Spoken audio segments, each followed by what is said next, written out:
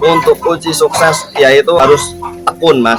Jadi tidak boleh istilahnya kita cuma mengharapkan hasilnya, kita harus senang dulu. Kalau kita senang, otomatis bebek itu akan diopeni, sehingga bebek itu akan terasa nyaman itu di dalam kandang dan insya Allah akan bertelur. Untuk ternak bebek sebenarnya dibilang sulit ya mudah, mudah ya sulit ini. Karena apa? Kita merawat bebek itu seperti kita merawat diri kita sendiri. Kita merawat bebek itu secara kita kasih sayang, insya Allah bebek itu akan bertelur setiap harinya. Kalau menurut saya itu keraguan itu harus dibuang sejauh mungkin. Kita harus berani melangkah.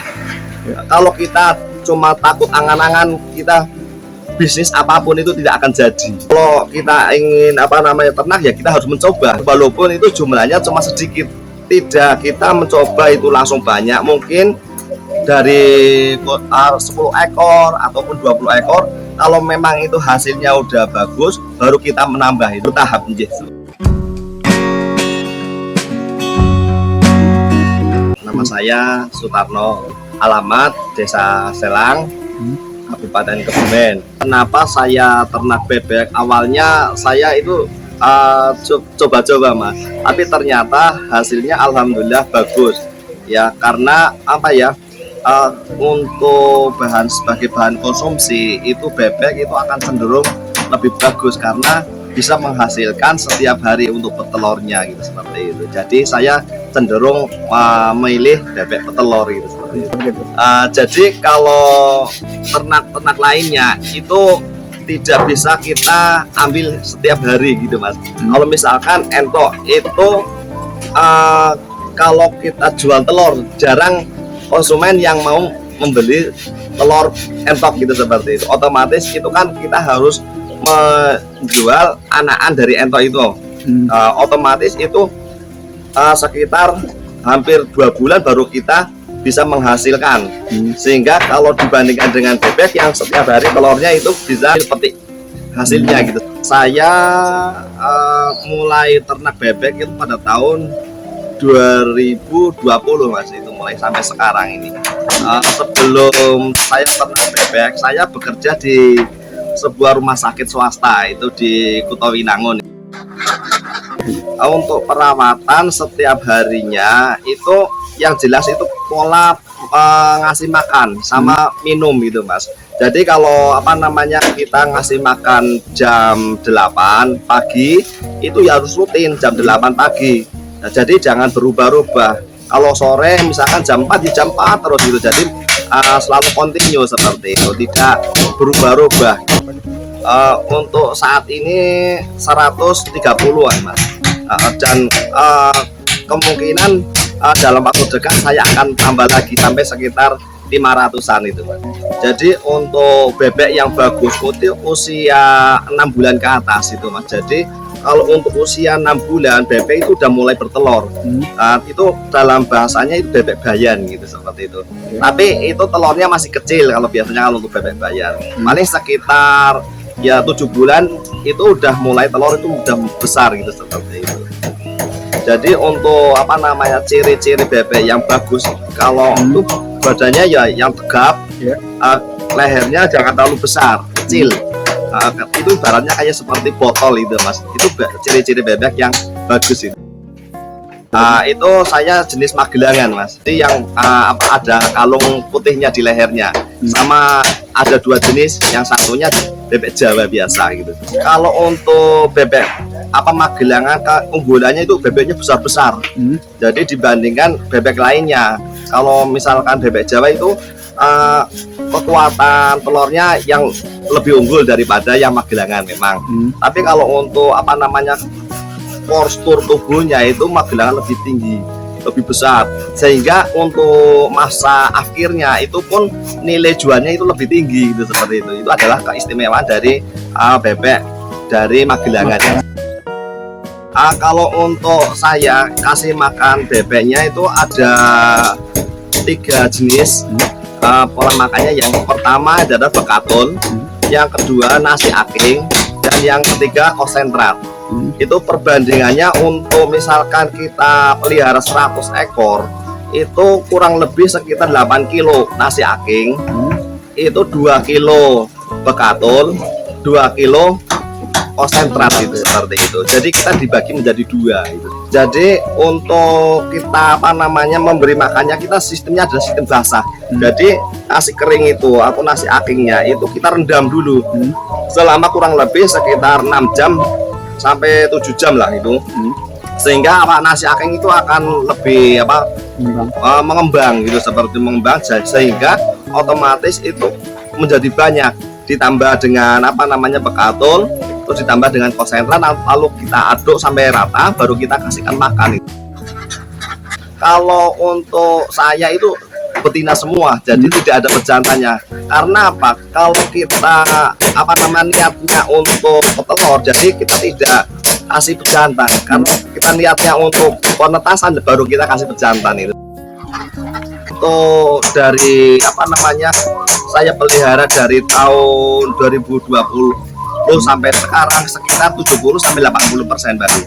Jadi untuk meningkatkan 90, karena saya itu pakai bebek yang udah cukup umur, udah pernah lepas bulu, jadi tidak bisa 90%. Kalau untuk usia bebek petelur itu sekitar 2 tahunan, Mas. Kalau udah 2 tahun baru kita akhir gitu. Untuk yang saya alami untuk saat ini yang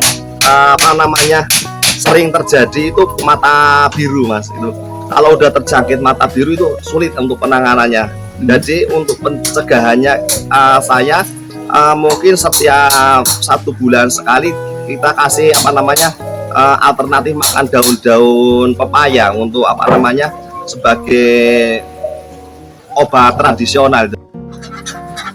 Kalau untuk pemasaran telurnya, alhamdulillah udah ada yang narik, dan untuk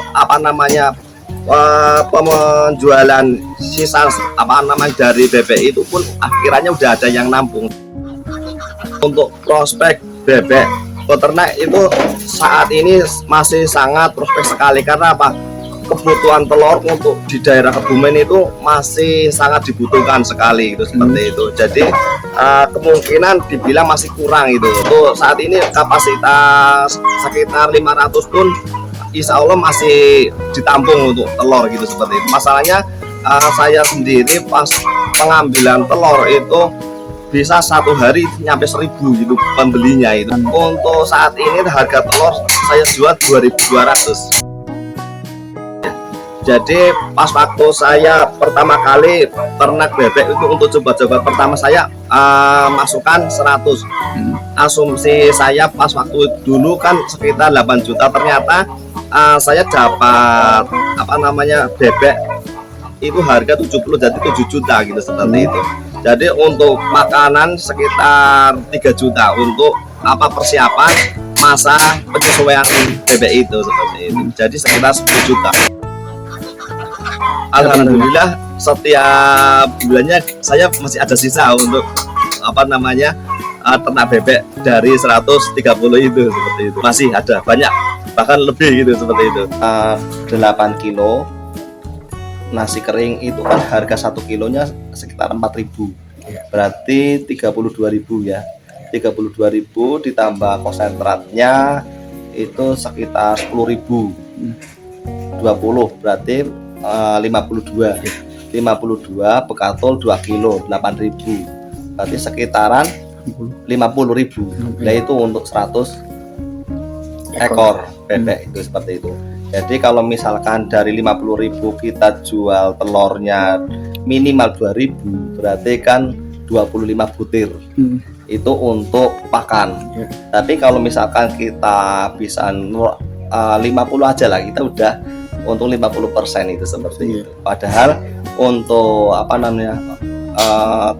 petelur bebek yang ada sekarang itu sekitar 70-80%, itu berarti kan udah tikel gitu. Untuk pemula yang harus disiapkan yaitu pola kandang. Jadi kalau saya sarankan untuk pemula itu menggunakan kandang kering gitu seperti itu. Jadi pola minum itu yang ada di luar dari kandang. Jadi kandang itu tidak akan basah. Otomatis dari kandang kering itu akan mengurangi amoniak di dalam kandang itu seperti itu, sehingga otomatis akan mengurangi risiko penyakit. Perlu diperhatikan selain kandang itu makanannya.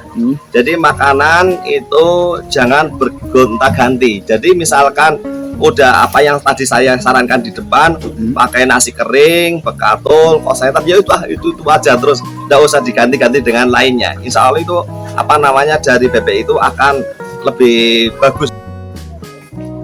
Itu kita pakai tradisional itu dengan menggunakan jahe, Mas.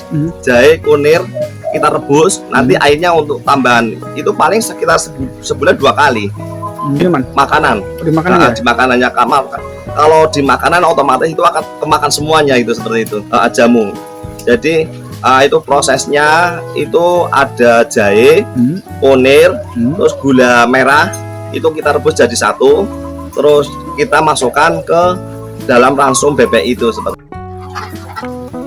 Jadi harapan saya mengajak kepada masyarakat untuk ayolah kita bersama-sama menggali ekonomi yang ada di sekitar kita itu seperti itu, yaitu dengan ternak bebek.